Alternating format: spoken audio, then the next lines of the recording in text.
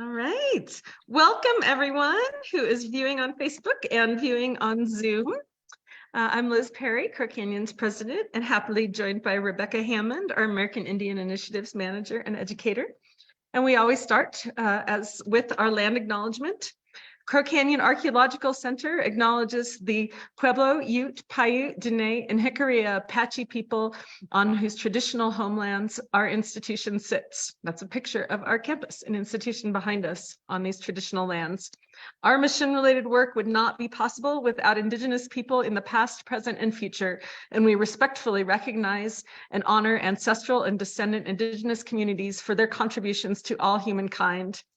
We are all at Crow Canyon grateful to all Indigenous people, and we support the preservation and protection of cultural traditions, ancestral connections, and sacred lands. A little update to some of our updates to our websites. If you go to our website, we have a new Northern Chaco Outliers Project interactive story map. It is incredibly cool. Our educators have been working on it. So instead of going through a field report, you can look through in a multimedia format, explore the Haney site and the surrounding Lakeview community. Watch captivating videos with Indigenous voices, do virtual site tours, get some background, look at some photographs. It's really amazing. So please do check it out and send us your feedback. And as always, this webinar series is entirely supported by donations, as is all of this work, story maps and the work on our website. We are so grateful. We could not do this without you. Thank you to everyone who donates and who donates to these webinars. We are so grateful to be able to provide this service and be able to support our scholars. Again, if you're watching on Zoom and you have questions, please try to pop them into the Q&A instead of the chat so that they don't get lost amongst people chatting. And we will work to get to all of your questions. If your Zoom fails on you, we are live streaming on Facebook right now. And please check out our YouTube channel and subscribe. All of our most of our webinars are loaded up on that, and you can go back and watch or see which ones you've missed.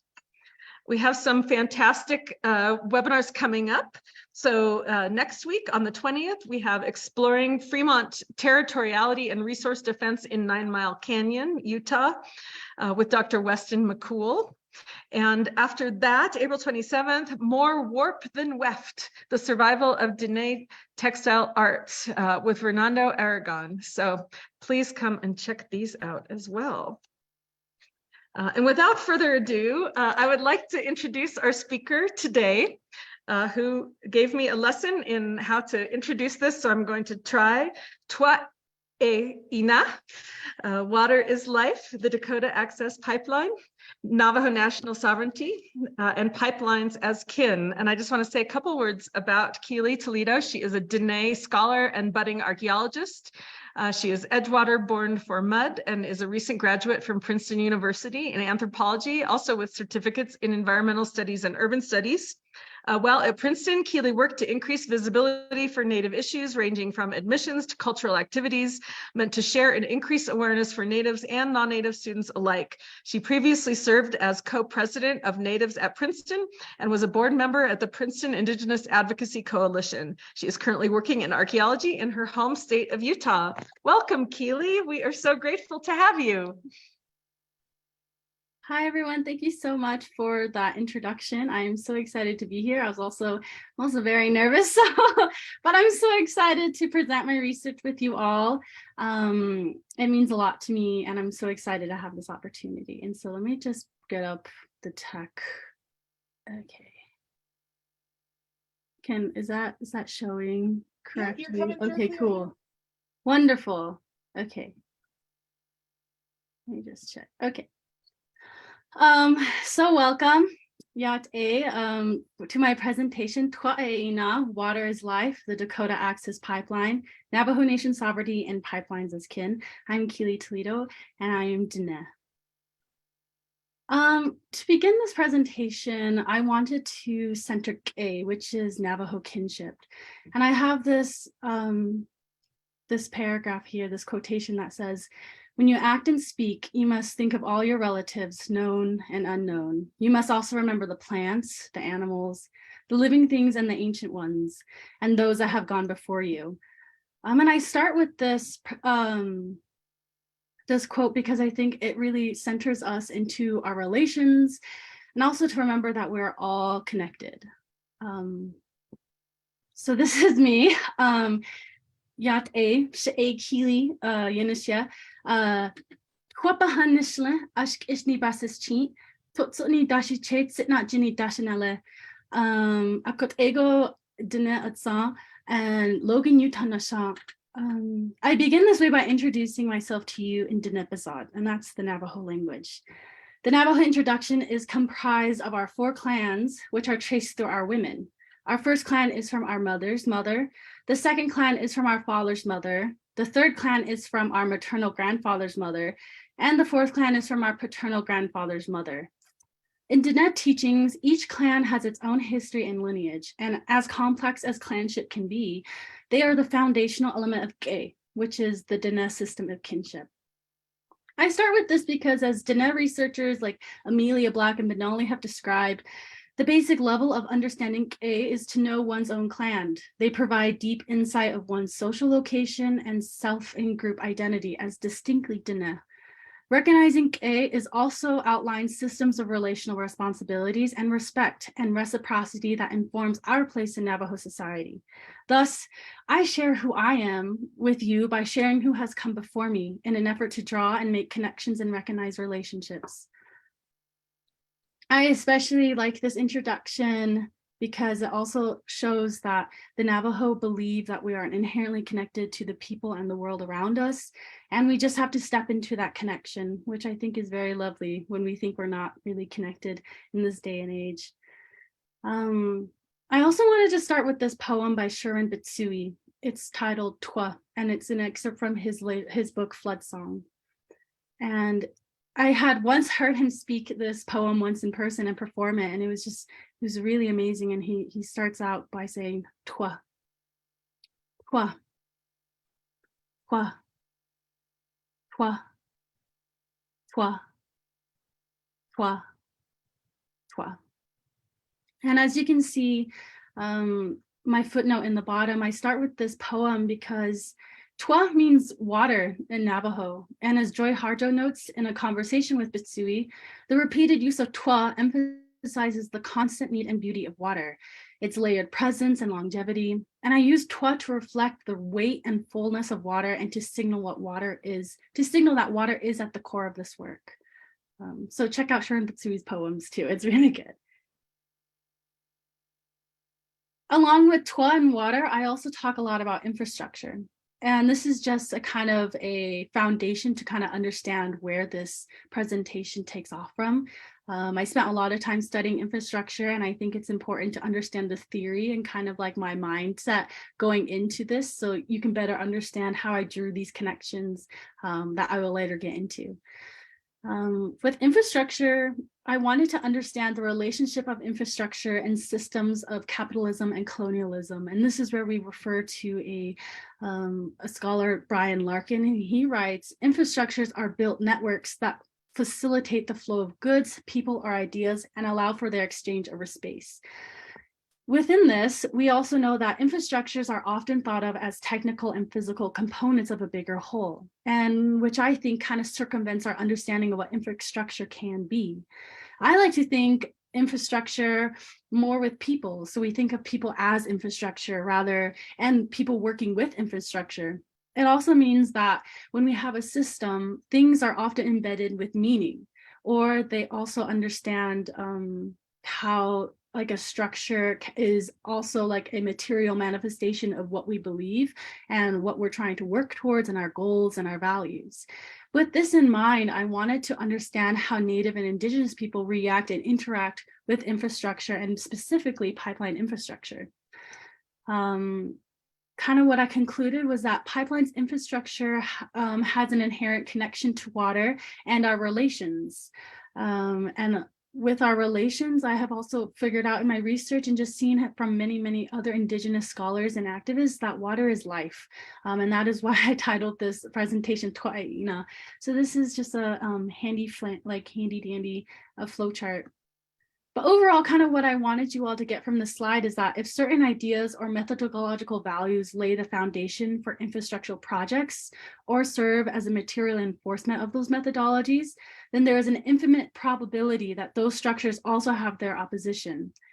At the core of this work, I strive to understand how Native and Indigenous people react and interact with pipeline infrastructures, as I said, and I'm just excited to see and show you how when we live in this world that is precarious and it's changing all around us, decisions have to be made, even to ensure a future that we may or may not want. And sometimes those decisions are not what we expected. Along with infrastructure, kind of the theory, I also wanted to tie back to Kay and also talk about why I focus on kinship and my own kinship connection to my Navajo people. And this is where I talk about relationships and kinship and relevant anthropological theory. So Kim Tallbear, she is a Sisseton Wahpeton Oyate scholar, and kinship, she talks about, in her work, she mentions that kinship is a relationship between land, water, and other than human beings. And she compares this to Western ideology with other than human beings as unliving material resources. So oftentimes we see like the earth or the land or trees and forestries or water all as resources that can be extracted and used. But oftentimes this is not always the correct way of seeing and interacting with the world. I use Kim Tallbear's work because she also talks about the animacy hierarchy. And this basically means that there is a distinguishment between what's animate and what's inanimate, you know, what's dead or what's alive, and what has feelings or what doesn't. Also in Kim Tallbear's work, I draw upon her use of a community future. She talks about kinship that's between humans and non-humans or other than human beings, as showing that we are a community that work together to ensure like a livelihood for us all. Also an important relevant anthropological theory to also understand that I use in my work is the work of Donna Haraway. Donna Haraway works writes that we should identify kinships as a tool to recognize the present. And this is what she calls as trouble. She says that oftentimes when we are so like either miserable or just unhappy with our present, that we oftentimes like to think or project sort of into the future. And this is why I write the risk of projecting and forming illusions. And it's not always a viable option because we're not either looking at what actually is at risk or what is happening around us.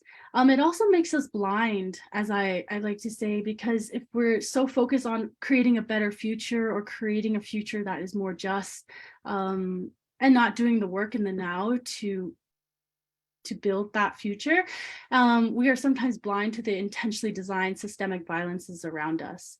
Similarly, we must stay in the now. And as Leanne Benamasoke Simpson, she's an Indigenous scholar, I highly recommend her work.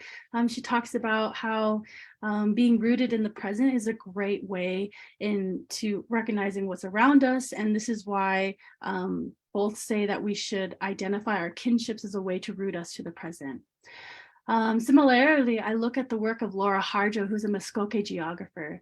Miss Laura Harjo writes that the ability to stay in the present is tied to recognizing kinships. And she also writes that Native and Indigenous people have everything in their present to ensure their future, which is a really big concept. And I really loved it when I first started to read this, because everything that Native and Indigenous people need, they have already, whether it be songs, whether it be our ceremonies or our dances or just our artwork, everything we need and we know has gotten us to this point, as well as will get us into the future.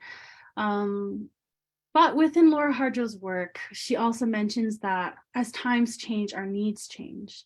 And this is something that I think is very hard to sometimes incorporate into our lives, that there is such a strong tradition or such a strong way of doing things that always changing our habits or our livelihoods can be very hard.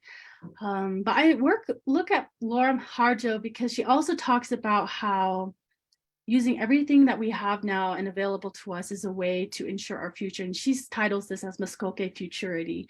So basically, you know, Native and Indigenous people aren't like predestined to fail or to dissipate or just to be entirely exterminated. Like our ways have been able to get us to here, and they will continue to get us into the next generations. And I think that's very powerful. And so I just kind of wanted you all to understand all these scholars and how they talk about kinship. And this will help understand how I make the connections for the case studies that I do. But overall, one thing to remember is that Native and Indigenous people are people with a past rather than a people of the past. And I think this is important to also think about, you know, what do the current Native and Indigenous communities around the world and on the continent look like? And I have this diagram taking all that theory that I've just laid out. It's all kind of messy and we all kind of get stuck in it, and it's kind of hard to think about, or it can be confusing. And I know I very much felt confused when I started interacting with these scholars and making sense of it. But one thing questions that I had was like, what exactly do kinship configurations and knowledges look like? How do we step out of those clashes and grievances and create a future we desire? You know, how do we, you know, not focus on everything bad in the world and take steps to create a better future? What form does staying with the trouble take in Native and Indigenous spaces? That's a nod to Haraway. And is such a future possible under a destructive settler, colonial, and capitalistic system? And this is just, you know, bridging my two fields of just like Indigenous futurity and infrastructure, and kind of thinking about how destructive infrastructure has been and how it can be used. And so with this, in this presentation, I argue that trouble in Native and Indigenous spaces is Indigenous futurity and resistance. And so I really wanted to focus on understanding what those interactions between Native communities and infrastructure looked like. And the best way I could do that was through resistance. And here I have this diagram of just kind of like an Indigenous livelihood, what it means, like kinship and community and the well-being of both human and other than human relations. I also think it's also Indigenous assemblages, which could be networks. And I especially think it's kinship networks. And these are the threats, you know, whether it's contamination of the environment or oil and gas projects, and especially the violence in our communities, especially the MMIW, missing and murdered Indigenous women. There's a lot of things threatening Indigenous livelihoods, but, you know, it all comes down to kinship and our connections to each other. Anyways, now that we've got that really long theory trip kind of taken out of the way, we have all those lovely scholars to think with. Now here's the bulk of this presentation, and it's all about pipelines. And so I start with this photo, and it's titled "A Pipeline in Indian Country." And so this whole research started when I was taking a trip to Gallup, New Mexico with my Shima, my mom. And I was gazing out the window as we were driving down US Route 491 in New Mexico. And I was confused, but also intrigued, because I thought natives, you know, were against pipelines. Like, why was this one sitting here and just like along the highway? And these pipes, they're pretty big. They're like 30 to 32 inches in diameter. So if you know your inches pretty well, that's like 2.5 feet. So you could fit inside one. And I chose this photo because this is on, you know, this is right near the Navajo Nation. It's in Gallup. And I was wondering, like, why is this here? And I was just wondering why they were left on these mounds, you know, not fully in the ground. And they had been there a long time. They had started, some of the concrete insides had started to crumble. And I was just very confused as to why they were there. Not long afterwards, I realized that these pipes were from a previously completed project, and that's the Navajo Gallup Water Supply Project. And these pipes did not channel oil, but water. And suddenly these pipes were not just like threats to our survival, but actors ensuring continuity of life 1 gallon at a time. And that's, here's me kind of situated in the left-hand corner with these pipes. And I took a trip out to Gallup, and I was just looking around and taking a lot of photos. And I was really wondering why this project was here. Yeah, and so here's like another photo I have of like protecting Diné sacred areas, and there were some people were resisting, or someone had put these signs in the area to show that this pipe did not belong. And so, yeah, just a couple of visual aids. And so I wanted to talk about what these pipes were. They're actually part of the Navajo Gallup water supply project, which is on the Navajo Nation. And to my left here, you can see a map of the Navajo Nation and where it is situated. And this is, you can see the black here in the four corners. And the Navajo Nation is actually very big. It's about the size of West Virginia, if anyone's from the East Coast and knows how big West Virginia is. And it stretches across 4 states. It's about 270,000 miles, like in area. And there's also another Native Nation inside Navajo Nation, which is the Hopi Reservation, which is pictured here on this map. And to my right here on the Navajo Gallup is a map of the Navajo Gallup Water Supply Project. And this is by Journal Farmington, which is in 2019. And it kind of just shows at least one segment here. And so I bring this project in because the Navajo Nation Water Supply Project is taking river in from the San Juan River and is delivering water into the eastern section of the Navajo Nation. Which is like a lot of people need. And currently on the Navajo Nation, there are a lot of homes without access to basic sanitation and facilities. Here is a map that I have from the EPA that graphs and really coordinates all the wells that are located on the Navajo Nation. And so all these little red dots here, these are home without access to safe drinking water on the Navajo Nation, which is very alarming, especially for the size of the nation and the amount of people who go on the daily without access to water. And actually much of the people who live without water oftentimes drive to wells and fill up these big containers on the back of their trucks to have access and bring water back for either a couple days at a time, or they go somewhere to find clean water, which is actually very troublesome, especially when we live in a world where many people have clean drinking water.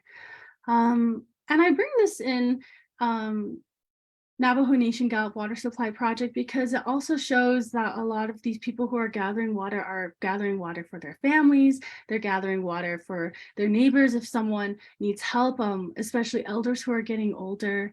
And and so I just wanted to show this first case study of the Navajo Nation Gallup Water Supply Project, and also show that infrastructure here is being used as a way to ensure water, and it's able to ensure access to our everyday needs.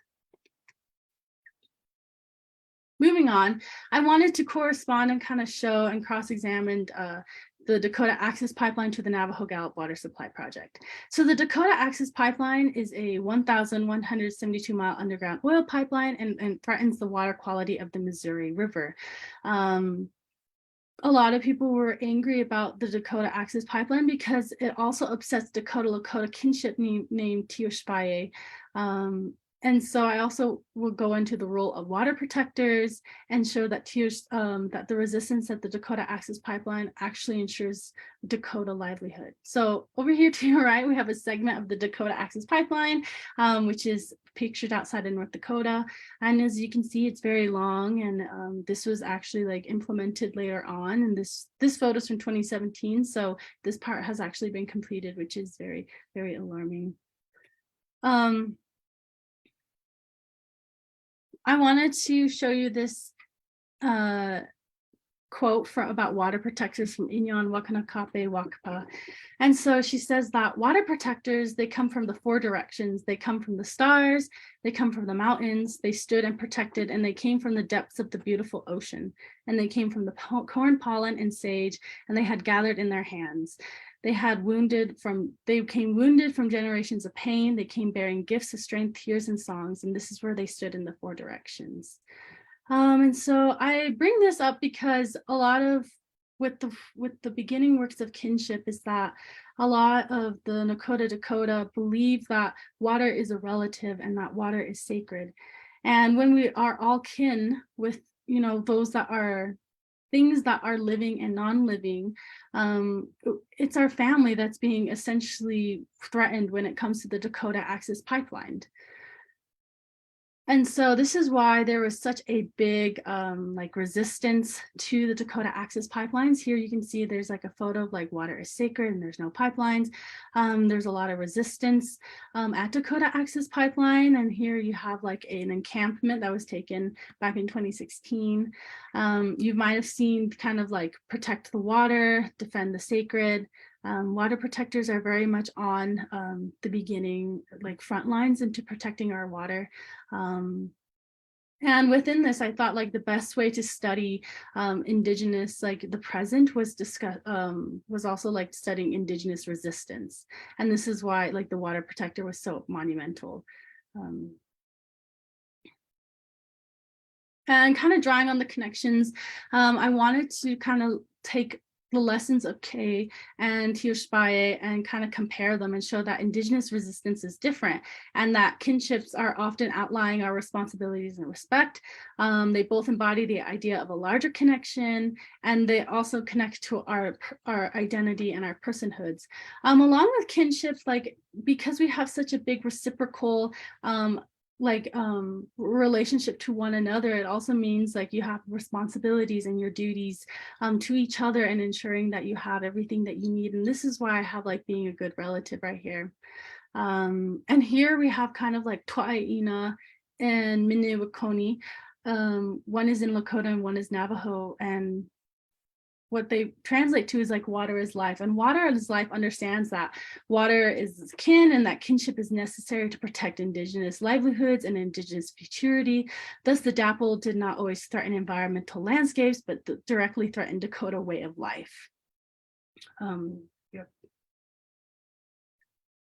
And kind of with these two case studies, I wanted to show that oftentimes, like with the Dakota Access Pipeline, infrastructure is oftentimes thought of as an invasive infrastructure. And this is where I return to the work of Anne Spice, who's Tlingit.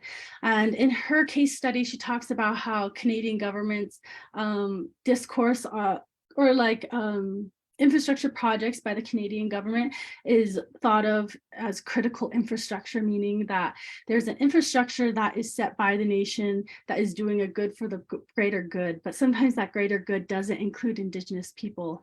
And this is why Spice writes that pipelines are often seen as a form of settler colonial invasion, and concludes that pipelines are often invasive infrastructure. Similarly, Denver Coben writes that infrastructures are often thought of as national infrastructures, and that infrastructure as an object, or like infrastructure should be thought of as an object and a method of inquiry. And so kind of using Spice and Cohen, I wanted to think about just the difference between the Dakota Access Pipeline and the Navajo Gallup Water Supply Project. And this is, I have another quote here by Brian Larkin, kind of showing that, again, explaining that infrastructures are material forms that allow for the possibility over space, or rather infrastructures are built networks that facilitate the flow of goods, people, and ideas and allow for the exchange over space. So kind of with these two things in mind, the Dakota Access Pipeline had such like a fierce resistance because water was threatened, not just like environmentally, but spiritually. And but also water is like essential to our livelihoods. And I wanted to also kind of center Kay and go back to relationships and kinships and show that I first kind of with these two case studies that kinship and concern for the well-being of both human and other than human relations serves as the primary motivator and foundation of the Indigenous resistance observed at the Standing Rock protests. And with the example of the Dakota Navajo Gallup Water Supply Project, I also show that not all pipelines are inherently invasive and genocidal, and that some pipelines are constructed to secure kinship and ensure the well-being of both human and other than human relationships. Going on to the next slide. and kind of circling back to like the Indigenous presence and kind of staying with the trouble, and what I laid out in the first one was like, how does the water pipeline on the Navajo Nation challenge our conceptions of infrastructure development with Indian country and the Navajo Nation? Also, how does the reaction to infrastructure seen at Standing Rock compare to the reaction of the Navajo Gallup water supply project water line on the Navajo Nation? And kind of thinking with these two, the biggest thing that I saw, like when I was researching and kind of writing, was that water is essential. And I think it's very important to also outline just the difference between water, how water is thought between the two nations, between the Navajo Nation and the Dakota Access Pipeline. I mean, the Dakota Nation. Within the Navajo Nation, water is often seen as like sacred, as it is coming from like changing women in our stories and our origin stories, and thus it's like essential not only to our way of life and our traditions, but yeah, like it is seen as sacred. For the Lakota, water is often seen as like a living being, and that it's alive, and it's a form of kin and that must be protected. And kind of the big things for these two is that one thing to keep in mind with the Navajo Nation is that water is also used as a way to sanitize and stay safe and to wash our hands off from germs and infections. And here I have a couple photos from the Navajo Nations. On the left, we have a poster that says, "Their lives are in your hands, wash your hands and stay home and stay safe." And on the other one, we have another sign that says "Yi-ya," which means COVID-19, stay home and stay safe. So kind of with these two things and thinking back to Spice of how infrastructure is often seen as invasive, we see with the Navajo Nation, water is bringing water to the people, and it's also a way to ensure our kinship connections, because you're making sure that you're not bringing an infection to people or COVID. And again, like I have this map here to kind of again reiterate that you know, the lack of access on the Navajo Nation, and why the Navajo Gallup water supply project is so necessary to bring water to the eastern side of the Navajo Nation. And this is why I kind of conclude that pipelines are seen as pipelines should be seen as kin, as they help support Navajo futurity.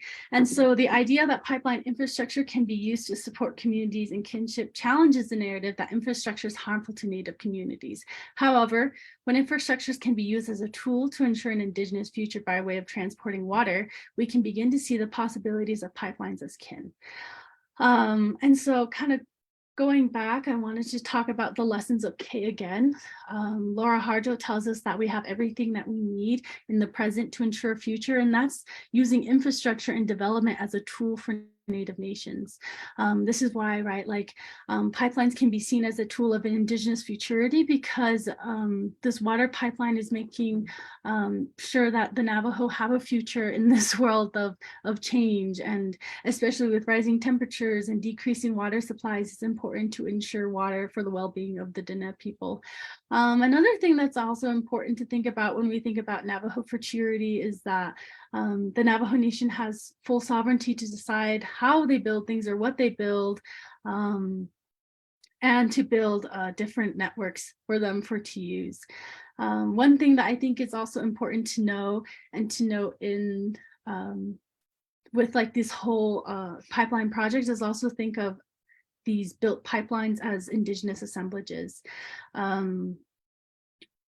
Oftentimes, like when we think of Indigenous assemblages, we think of either like small scale little networks or kinship networks, but I like to argue that this pipeline infrastructure is actually its own Indigenous like kind of thing, and that they're actually a tool for people.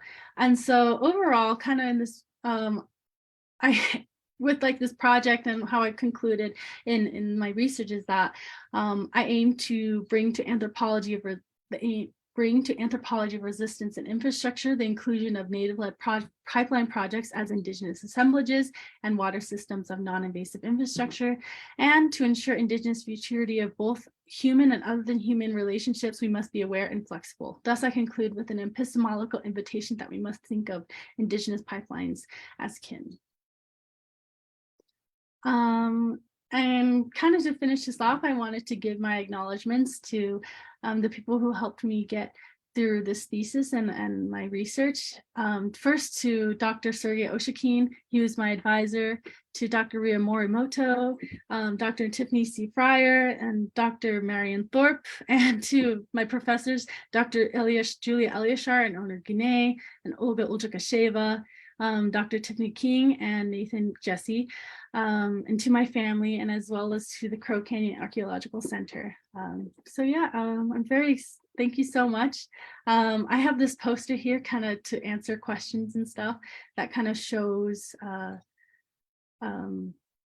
this overall overview of this presentation. Thanks. Thank you so much, Keely. I don't know why you were nervous, because that was spectacular and not, wow, you're an amazing speaker naturally, and what an interesting and incredible topic, comparing between these two types of pipelines. We have some questions coming in from the audience, so if it's okay, I'll go ahead and ask some of those. One of our watchers says, "Thank you for this wonderful presentation. I'm curious about how you think about infrastructure in terms of visibility. Most infrastructure isn't visible to the average person except at certain key locations. So how does that invisibility shape our relationship to infrastructure projects differently than if they were more visible?" Yeah, I think that's a really good question. And that's kind of the thing about like why I took the picture at the Navajo Gallup when I was at the site, just kind of like how like it looks like a road on the side of the highway. And just like we oftentimes don't see it, but like it's there. And I think like infrastructure is all around us, network is all around us. And we just have to be like, once you realize it's there, you can't really ignore it. And I guess like I'm trying to get the second part of the question. And I think like there's like such a big uproar, like if we weren't able, like there is always a process to how these networks are laid. And so the actual like digging for like the pipeline project, or like, you know, what that environmental destruction looks like, I think like if it's on a smaller scale, people kind of tend to turn an eye, but when it's such a big scale, such as like the DAPL and like the river that it threatens, like it's such a big deal. Yeah, and so like especially infrastructures that what's the word, that prioritizes like getting the system established rather than like keeping the current status quo of like the area. You know, it really is like dependent upon who the people are presenting the projects, or who's doing it and who's actually at risk. So yeah, size definitely matters. Thank you.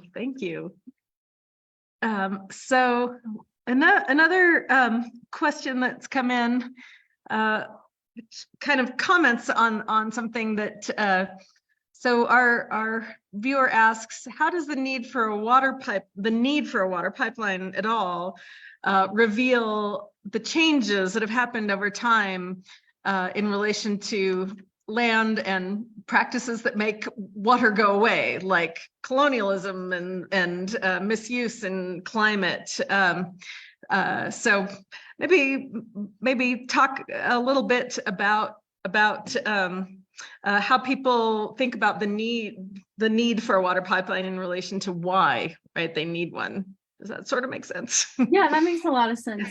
I think like, you know, we live in a changing world, and climate change is a reality.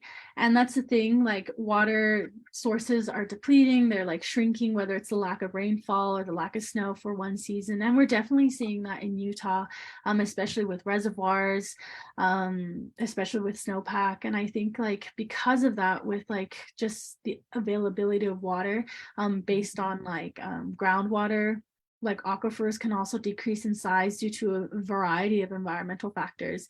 And because of that, like when a lot of the Navajo Nation is like either part, at least the eastern part, like is very desert or has like not a lot of rainfall, and especially when populations are increasing, or just the amount of like that is the amount of demand on water, especially like with different states and stuff, quickly you can realize that the amount that you do have is being fought over, or and if people aren't getting the basic like access to water that they need for like, you know, doing your dishes or making sure your animals and like farm animals have enough water, it changes what we need. And so yes, like I can see how the climate is definitely changing our need for like bringing either water elsewhere or changing our habits and our policies. Great answer. Thank you so much. Another viewer says, this was so insightful and engaging. I wanted to ask if you had any plans to extend or elaborate on this research, since water will continue, of course, to be vital moving forward, or whether you're looking at other topics. Yeah. I think like there is like I do want to extend this research eventually. I think it'd be very cool to go more in depth into the process of the Navajo Gallup water supply project. I'm starting to be more like, I work in archaeology, and I think it'd be interesting to kind of research and understand what current or past infrastructures that like channeled water looked like, or how they've changed, if certain like practices have been continued into the present day. So yeah, going more from a material an approach would be very interesting to me. Really good answer. That would be fascinating. Yeah. Absolutely. Ancient infrastructure. So I think you actually answered this already in your presentation, but I'm going to ask it again in case other folks missed it. But someone asks, if a pipeline is transporting water, is it kin? Because water is a living thing, or life itself. Yeah, and yes, like that's kind of where, yeah, that you got the whole point of this presentation and kind of what I concluded. So yes, like not all pipelines are invasive or genocidal. I think like with Dakota Access, we really saw that like it's channeling oil, and that whole pipeline is supporting, you know, a nationalistic kind of goal of like prioritizing money over people or their well-being. And it's like there's also a lot of like global relationships involved with oil. And so when you're putting that, and we all know like the mass detrimental effects of oil, so when it's like, that's another thing, is like understanding that it's the oil that we're seeing as like destructive. I mean, and the pipeline is also very much tied to that in that example. But with the Navajo Gallup water supply project, like it's not bringing water, it's not bringing oil, it's bringing water, which has a very much, its whole foundation of like why we're bringing water is different. And like there's a reason why like there's a whole different like responsibility as why water is being brought in, and is using pipe as a mechanism to bring in this water. So yes, good question. This is a question for me, kind of since we're talking about the Navajo Gallup water supply pipeline. I was wondering if you could talk a little bit more about your visits to Gallup and the people that you talked to, and if there were different views and opinions on the pipeline among Navajo stakeholders in that pipeline. Like you showed a picture that had a sign, right, that seemed to be in opposition, and I was wondering if there were some different perspectives among tribal members that you encountered. Yeah. So unfortunately I wasn't able to like talk to the people who had put that sign there. It was kind of left. Right. No contact info or anything. But I do know like a lot of this was to also secure like water rights and to bring in like to have people to have potable water.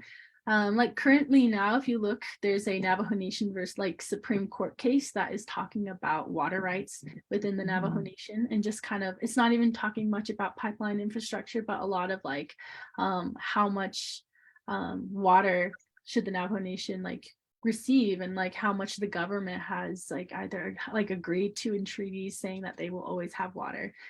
So a lot of the stakeholders like are just like regular people who are just trying to get along with their lives and make sure that they have like access. I think like COVID really exposed the lack of infrastructure on the Navajo Nation for water, especially when people weren't allowed to like they had like curfews, so people weren't allowed to like leave their homes at certain hours of the day. So it's just making sure like whether these people had access. And yeah, so like I think that's another part of like the research I want to go more into, is like working for the Navajo Nation and seeing what happens, like what is the everyday conversation and discourse on water policy and development. Right. Absolutely, and obviously water is life for everyone, whether they recognize it in the sense in the Dene sense or not. It's also, though, as you kind of compare the different pipelines, the Dakota Access Pipeline was not creating a benefit, obviously, to communities in the way that Navajo Gallup was creating a benefit through water delivery. But still, a pipeline does also disturb, right, the land, right, other aspects of the environment. To be able to do that, it sounds like there's sacrifices, right? That the folks who did put up that sign probably, felt like maybe there were other sacrifices to other aspects of the environment. And I was just wondering if you had a sense of is there a sense among the community of a resignation, right, to that we have to make sacrifices to other aspects of the environment in order to get what we need to keep our people healthy? Yeah, I think like kind of with the kinship angle, it's like times are changing, like, and I think that's why I really liked about talking about like Navajo Futurity. Like we are able to incorporate our traditional knowledges, but we also like have to adapt. And I think like that's another tool, like no one like there's just at the rate like that climate change is like happening and stuff, like yeah, like we do need to adapt, and there needs to be things that like things got to happen to ensure a future that we want. And sadly I can't really speak about the community of Gallup. Like I don't know their current attitudes at the moment, but I do like everyone does need water and things, and so absolutely. Let's see. So you've got a number of folks who are non-native advocates and allies to the cause, and we've got a question around as non-native people, how can people be effective allies to amplify the Indigenous resistance, whether in the exactly. I think the first one is like kind of, I guess, where you're being an ally, just kind of like the environment that you're in, or what's like context you're in. I think if you're in academia, if you know like a Native scholar, like if someone asks you to talk about an Indigenous issue, and if you know a Native scholar either from that community or from that area, like you reach out and you pass the mic and you let people have that opportunity to speak for themselves. And I think like I think another for like non-native folks who are allies, like understand that you might have a lot of knowledge from your research, but like no one is wanting like an expert to confirm what they know, especially in like community settings. So I think it's just like approaching a lot of like, if you're doing on the ground community work, just being very humble and upfront with your connection and why you're there. I think it's important to interrogate like, why are you doing this? Like, is it for like a resume? Like, are you trying to like make money giving off land acknowledgements kind of thing? I think from a community organizer perspective, I think, donations are always important. And if you want to spend $5 on a latte, like donate it instead. I'm pretty sure like a lot of centers kind of feel that way. And also like in spaces that, you know, like if you work for a nonprofit organization in like the environmental sector and you're trying to work with communities, I really think like you need to go to those places. You can't just send an email and establish like a community partnership that way. So I think like time in like really intentional reasons for being there are exactly what you need to work with the Native and Indigenous communities. And I think it shows through a lot too, because like people can really see through if you're just there for yourself. Right. So yeah, I think, yeah, it's, you have to be there, you have to be committed to work. Absolutely. Thank you for that. Super helpful for our viewers and our folks at Crook Canyon too. Another question that begins with another compliment. Wonderful presentation. So exciting to see your research. Where did your interest in infrastructure and place and kinship first begin? And then how did that interest evolve as you did your research? Yeah, let's see, I guess. Sorry, this is not a question I have to. Okay, my interest in infrastructure kind of first started my sophomore year at Princeton. I had taken a couple architecture courses, and we really started to talk about the difference between a space or a place, which is actually really different, and kind of delving into that, just like what makes a place important. And I like to see that as like what makes a place like sacred, what makes a place like meaningful, and oftentimes it's associated with like a bigger tradition. It's also just kind of a feeling. And so with that, I wanted to understand more about kind of like built environments or built systems. And I did a lot of reading, thinking about like the politics of building something, of development. And that kind of led me down, like it started with roads, and then I started to get more into mines. And then eventually I kind of settled on pipelines because of like what I had read and what I had like seen with like Dakota Access Pipeline. Like it was like I had entered school in 2017, so it had just happened in like the summer before. Yeah, and I think like in terms of place and like kinship, the more that I've gotten to learn more about like Diné traditions, and just like learning the Navajo language and practicing more of those values of like being community oriented and being a part of like something bigger than yourself, I really begun to think of like just kind of seeing where I fit into all of that, and just kind of things I had taken for granted or things I thought were normal, or just like everyone had it, like roads or just access to water, and kind of just interrogating my own lived experiences. And like I'm a people person, and I really like believe in like reciprocity and abundance, and I thought that's kind of like where I started to see all of them kind of like cross over and intersect with one another, was through like studying infrastructure. And I guess for the second part of the question, like my understanding of these relationships, they definitely did change. I think like I haven't been in the position where like I am the leader of like a big organization, or even like the Navajo Nation, who has to make these decisions of being like do we like develop, or do we like dig up this place to put something in? Like, are we sacrificing something that's there and that's irreplaceable? And I think that's kind of where archaeology is kind of like teaching me, like I'm slowly understanding just like there are regular like things that happen on the daily for archaeology, and on the Navajo Nation, like to build anything you need to have it like surveyed, because it's federal trust land, and that's where you need archaeologists or someone to do like a pedestrian survey. And then you know, you don't really think about that without being on the inside of like these professions. And so yeah, I'm realizing that there's a lot of like little stops, and there's a lot of thought processes that go into building something, but they often most certainly reflect like a goal that someone wants to go through. Oh, wow, yeah, absolutely.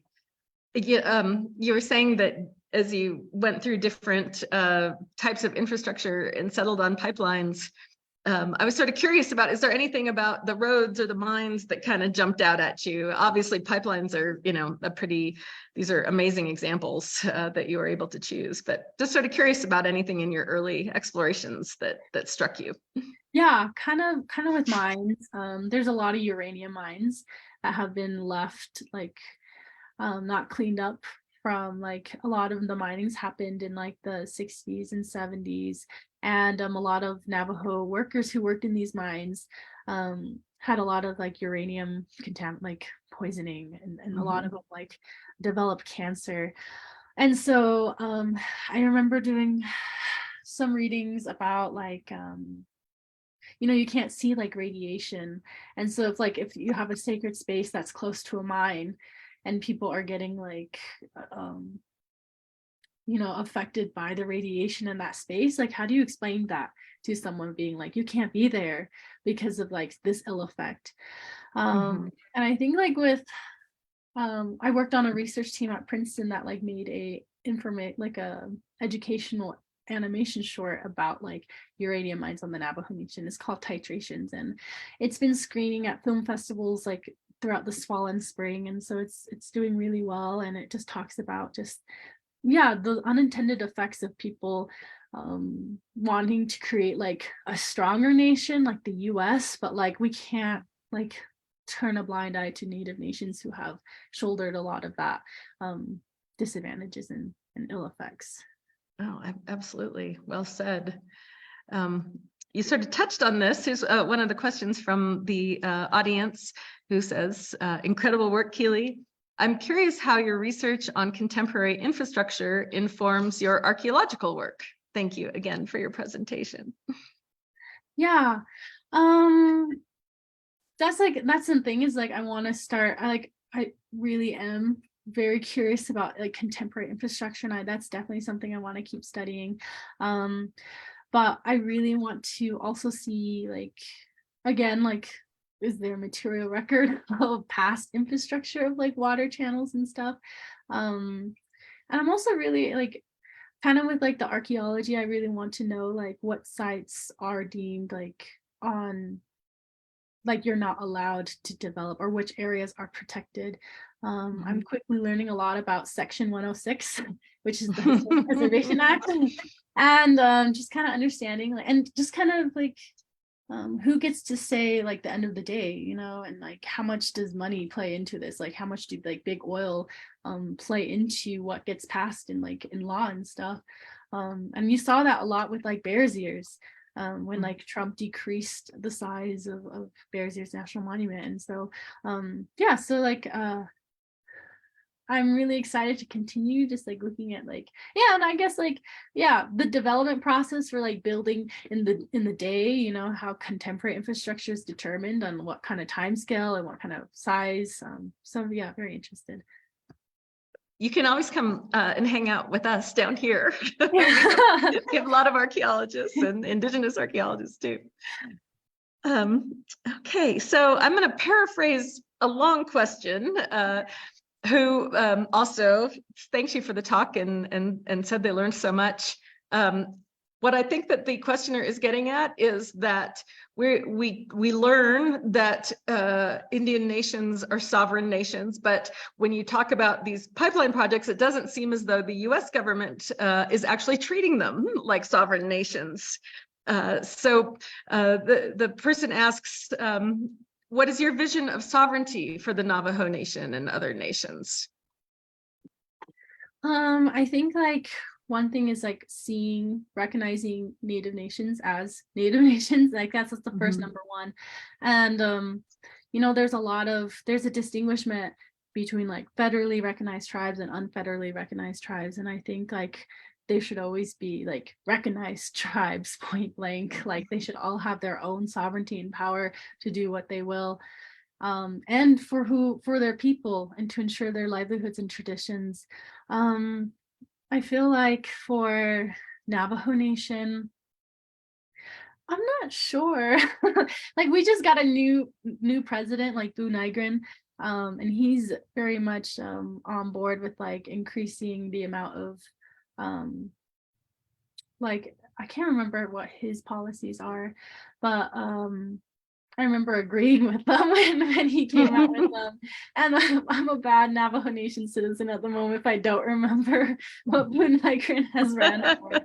But I think just like having like not so much red tape of what they can do. And I don't think like there should be so much just the amount of consultation that has to happen with the US government to grant permission for anything for Native nations to do. I think that's impeding on Native sovereignty. And that's the thing, like it's often tied to money. Native Nation, at least Navajo Nation, receives like federal funding, and there's always a lot of like clauses or things that they must do to ensure that. So I think like, yeah, like an equal power distribution between like the US and Native nations, but like I'm hoping, here's hoping. That's a spectacular answer, actually. Thank you.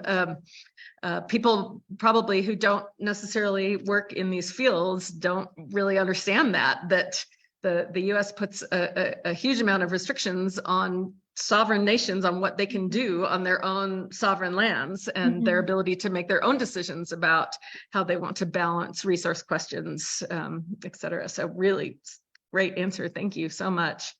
I think we'll do one last question to bring us home, because we just turned to 5 o'clock, and I think some folks are just really admiring you and interested about you as a scholar and a professional. Asks, I'm eager to know your thoughts on what it's been like to enter the field of archaeology and anthropology as a Native woman. If there's anything you'd like to share about the challenges that you've faced and what inspires you to dive into a field that we all recognize has a legacy of colonialism itself. Yeah, I think I've faced this a lot when I was doing my undergrad. Just the amount of kind of audacity or of just like of past scholars. Like anthropology especially was written from the perspective of someone, of an outsider coming into a community and writing what they thought was the truth about what they observed, included whatever their biases were, their implicit like first reactions and stuff. And I think just like understanding that, like I think both fields can be traumatic. I think both fields are also very much like to sum up or quickly like tie up neatly just kind of the issues that have happened and events happen to Native and Indigenous people. And I think like it's so easy for people to just read about it or just to kind of glance over it and kind of being like, oh, that happened in the past. Like they're gone anyways, like Native people, who are they? And I think that's just like an entirely wrong, but intentional narrative of erasure. And I think it's just like entering like archaeology, like oftentimes kind of what I've seen so far is that there is like a big emphasis of being like these sites or these structures or people long gone. Like, yes, I granted these like many have been lived, like many of these structures have been there forever, but it's like there is a certain like tendency to say like people who built this, they don't exist anymore. But like that's not always the case. Like they're descendants of those people, or like they are kind of scattered in different places, but they still exist. And I think like and that's another thing, just like I have a friend who kind of talks about this too, about like big projects or like big sites in the US, or what we call the US, is like they're like no one was that technologically advanced to build this, like it had to be aliens. But it's also like, well, how do you think the Colosseum was built? Like how do you think like, you know, your ancient Greek sites and Italian sites, like why aren't we talking like saying those are primitive, or like it must have been aliens? And I think like there's just a lot of what's the word, there's a lot of just like instinct to say like everything is not as civilized in like in the Americas, what we call now. So yeah, but I'm excited to like join it. Like there's a lot of good people doing in like indigenous archaeology. There's a lot of people doing really wonderful community work, and we're like turning back to traditions and showing like what we have known is actually, you know, true. And we have finally the Western means to prove it to you. Like, yes, our stories have been true. We never lied, but here's your science and stuff to back it up. It's fantastic. Absolutely. You and other Indigenous scholars are definitely the future of the discipline, and we are here to support you and help in any way we can. Thank you so much, Keely. You have an open invitation to come and stay at Crow Canyon anytime you want. We would love to get to know you better, and we will hope to stay in touch as you build your career. Awesome. Thank you so much. And thank you to all those who tuned in. I appreciate you watching this. You had a lot of people, so that's awesome. Getting your message and your word and your excellent work out there. So, all right, Keely, thanks again. Have a great evening. Thank you.